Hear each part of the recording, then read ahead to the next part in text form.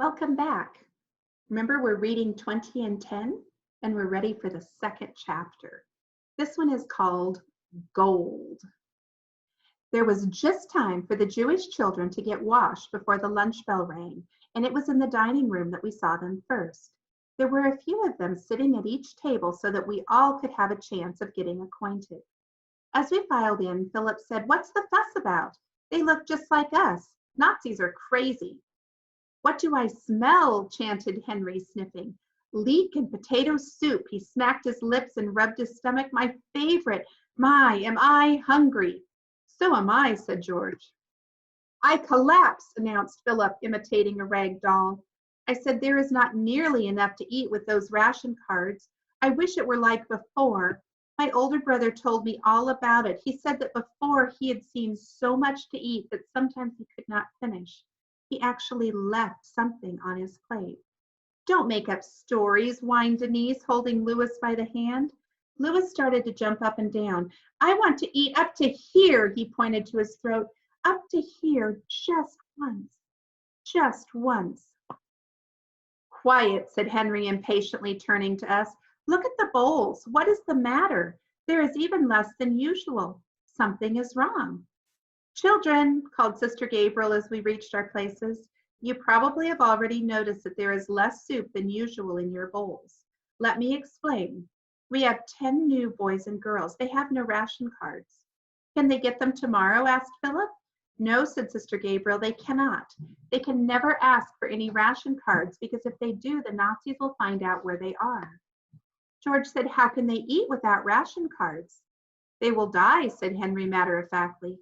"That's right," went on Sister Gabriel, "unless we share with them our own ration cards. That is what we are doing today. That is why there is less soup for each one of us. From now on, the slogan is, we all eat or nobody eats." We sat down in silence. We did not feel like talking. Soon we could tell by the very sound of the spoons that everybody was getting to the bottom of each bowl pretty quickly. Too quickly. Henry sat across the table from me. He was counting the spoonfuls and swallowing very slowly to make it last. 9, 10, he sighed, and I heard him mutter to himself, "Perhaps 3 more." He threw a glance at his new neighbor who had already cleaned his bowl. He was a small blond boy, doubled up on his chair, and he had large dark circles under his eyes. "What's your name?" asked Henry in a low voice. Arthur," said the boy. "I am Henry. Look, Arthur, do me a favor. Eat the rest of my soup." Arthur shook his head vehemently. Henry compressed his lips and said, "Please, to tell you the truth, I hate this stuff." Is that true? He knows Arthur needs it even more than he does, I think. Quickly, I put my hand on my mouth. I was going to scream. Didn't I know how fond of that soup Henry was and what an appetite he had? Arthur's eyes became very large, as if he were about to cry, and before he could say a word, Henry had emptied his bowl and the others, and breathing hard, had sat back in his chair, looking straight in front of him. I was speechless. Presently, Arthur finished the soup. Then I saw him fumble in his pocket and slip something into Henry's hand under the table. "For you," he said. "A woman gave it to me on the road last night." "No," said Henry, and he too shook his head vehemently. That means he really shook it. "Yes," went on Arthur quietly. "Can you guess what it is?" I could tell that Henry was trying to feel under the table without looking. Suddenly, I saw his face relax and beam with pleasure. "Thanks, pal," he said. Of course, I was dying of curiosity, and I was so glad that right after lunch, Henry came over to me in the yard and said, "Now we are real Egyptians, aren't we?" "Is that why you gave Arthur your soup?" I asked. "How did you guess?" Henry smiled. "Oh," sneered Denise, who had overheard us, "Henry just wants to show off. This morning he was the one who tried to sell goods to the Holy Family. To sell! And now, did you by any chance get myrrh, frankincense, or gold in return for your soup?" she mocked.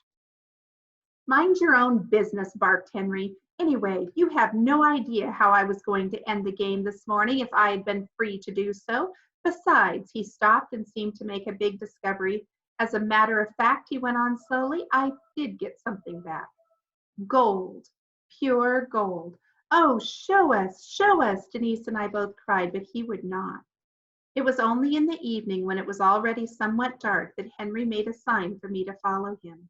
And there, behind a big tree, he showed me Arthur's gift. I put my 2 hands on my chest. It was a small piece of chocolate. We had not seen any for months and months, and surely Arthur had not either. It was a priceless gift. I could not possibly ask Henry to let me have a taste. Such a precious thing, and after all, it did belong to Henry. He had earned it. So my heart leaped when I heard him say, "Wet your finger in your mouth." I knew right away what he was up to. I did it. Then he took hold of my wet finger and ran it back and forth on the piece of chocolate. "Suck your finger now," he said. I did. And I kept doing it for a long time after I had licked all the chocolate off of it. Henry bit off a piece of the chocolate about half the size of a pea and ate it. We did not speak. We were very quiet. Then Henry said, "If we are careful, it will last a long time." He said "we," so it meant he was thinking to let me have another turn sometime. But I did not let on at all, for fear he might change his mind if I did. Yet I had to protect our gold as much as possible, and I said, "Henry, aren't you afraid it will melt in your pocket?" "Didn't think of it," said Henry. "Of course there is paper around it." "Nevertheless, you are right. Besides, Sister Gabriel might find it, and there would be all sorts of questions. Guess we'll have to eat it all right now." "Never in your life," I said, gasping. "It's a treasure. What about hiding it somewhere? A place only you and I will know about." "Right," said Henry. "Come on quickly before anybody misses us. I know a place."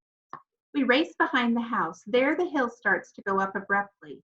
It is covered with thicket, brush. It is very stony. It is a real wild country, and I would have been afraid there at twilight if Henry had not gone ahead. We came to the brook that trickles down the slope among rocks and boulders. Henry stopped and bent over. He took out a slab of rock from the side of the bank. This left a clean, cool, sandy hole. In it we laid the piece of chocolate, and we closed the safe again with the slab. I whispered, "How are we ever going to find it again?" "Look," said Henry, "it just faces that triangular stone in midstream." "Henry," I promised, "I will never come here without you." After that, we ran back as fast as we could, but all of a sudden, Henry grasped my wrist. I stood still. As I did so, I heard a noise, such as we had made when our feet kicked the stones while we ran. Only this time, we were not making it. Then it died out, and we went on down, Henry not letting go of my hand. Back in the schoolyard, and as we were going into the house, I asked softly, "What was it? Perhaps just the echo of our own footsteps?" "No," whispered Henry, slowly shaking his head. "I think it was something." And that's the end of chapter 2. So come back when you're ready for chapter 3.